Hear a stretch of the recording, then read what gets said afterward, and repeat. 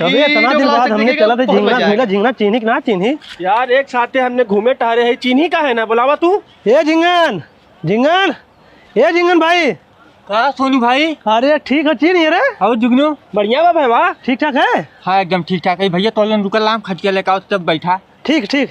अरे सारा हम सोचे चीनी ना लेकिन दोस्ती दोस्ती तुरंत है चीनी सारा रे हम तो से कहा रहे तुरंत पहचानी हूँ। आओ बैठा भैया खटिया पे। ठीक है रे हमारे दोस्त हैं बाबू। दोस्त हैं? हाँ बाबू इनका हाँ चले गोड़ धर थे। खुश रहा बैठ जाओ ना।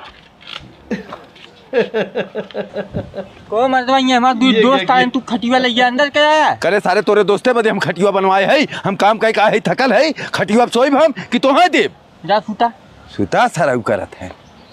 ए भैया तो नहीं खड़ा रहा जाती घर में से पानी लेकर आवत है। लेके आवा ए जिगना का मग हम दे अब मगा का कर दे जा थे पानी पिए सारा और का करब तोलन भैया यहीं खड़ा रहा जाती घर में से पैसा लेकर जा दुकानी पर से बिस्कुट लेकर आवत है। जा लेके आवा।